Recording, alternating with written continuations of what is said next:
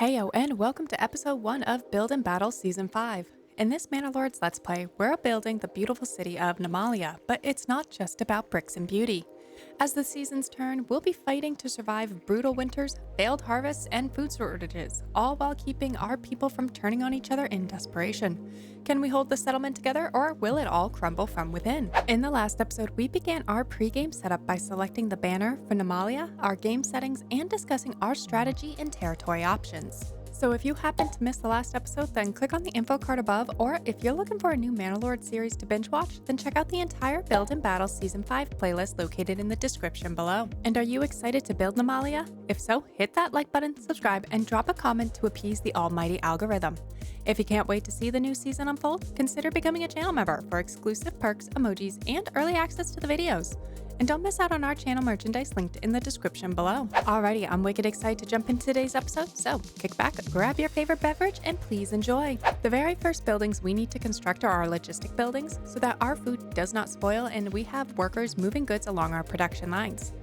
Last season, I greatly enjoyed building workplaces and then wrapping residential neighborhoods around it to specifically employ each building. So, for example, a granary that can hold 6 families as employees living nearby to work with that granary specifically, whether in a double or single burgage plot. Therefore, we're going to grow this area slowly and start by constructing a small storehouse and granary for now. We will then start constructing our burgage plots to ensure we have room for the 6 families to move in. Should we find the need to increase our storage capacities, we will then just add more burgage plots at that time. So let's start by getting our logistic buildings constructed, and then we'll meet back up to add in those burgage plots.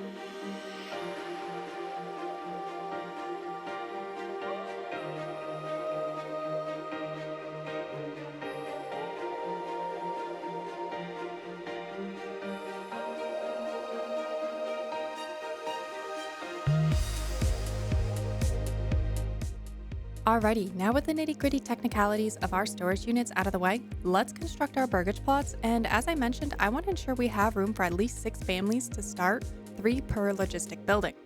This will ensure that we have ample room to fully employ our small logistic buildings, but will also take care of the housing of our 5 original settlers as well.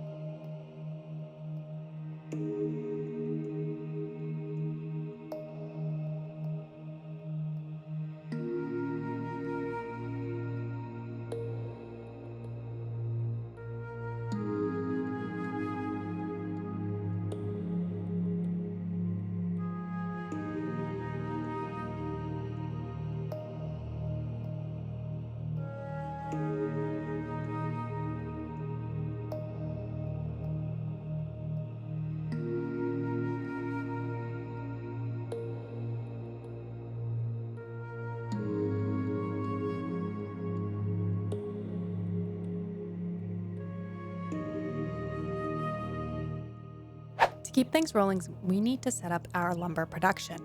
Last season, I really liked having two separate zones, one for the construction of lumber and one for our firewood. It worked out wicked well and gave us a clean, efficient supply chain, so I want to carry that same setup into our new territories. We'll start by placing our construction lumber up here near the rocks. It's going to honestly be a bit convoluted at first because aesthetically, I really want the deep forest vibe, but this map doesn't exactly deliver that. It's more of a gorge, so honestly, there's not a lot of forest in comparison to the other maps. So, we're going to fabricate our forest. We'll harvest the nearby trees to get started, but in future episodes, we'll heavily boost the area with the forester's hut to build out that lush, dense forest look. I've also drawn a path that curves around our wild game area to make sure we don't disturb their habitat.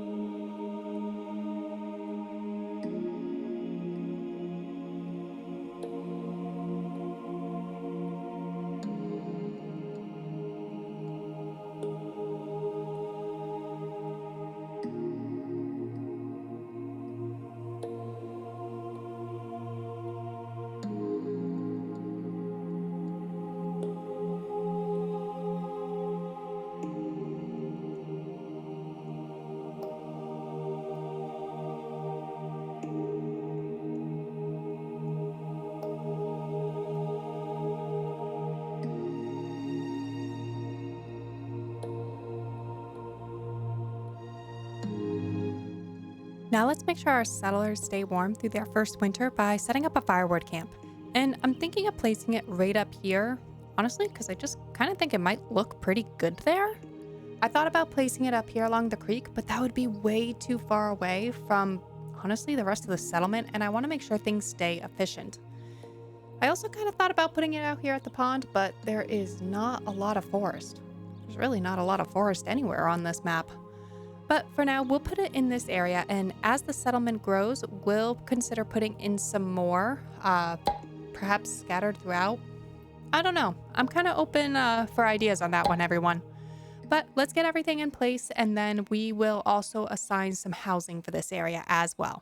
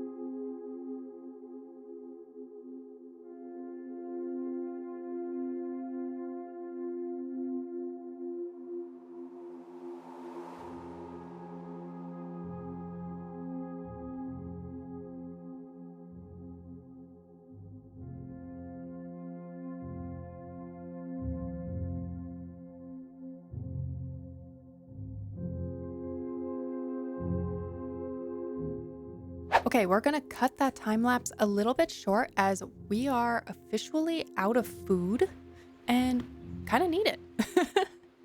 So let's set up our wild game hunting camp. I'm starting with wild game specifically because it can be hunted year round, even through the winter, whereas our fishing pond will freeze over and kind of just cut off the food supply that we really desperately now need. So let's get a hunter's camp up and running and make sure the hunters have a place to live nearby. Looking at the map again, this territory is actually pretty small, so for now, I'm not going to build a separate granary just for meat. Instead, I'll use our centralized granary to store it until we're ready to dive deeper into a proper hunting modular build. Long term, I'm hoping to pull off some strategies inspired by Tacticat's channel and hit around 400 meat per year. But we'll get into the details of that in a future episode.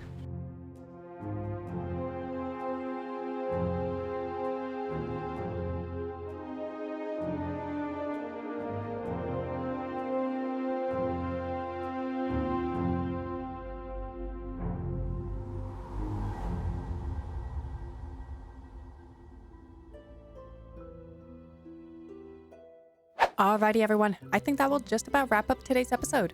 If you enjoyed today's episode, please hit that like button, subscribe, and drop a comment to appease the almighty algorithm. If you are excited to see the next episode unfold, consider becoming a channel member for exclusive perks, emojis, and early access to the videos. And don't forget to check out our channel merchandise linked in the description below. Until next time, I hope everyone has a phenomenal week.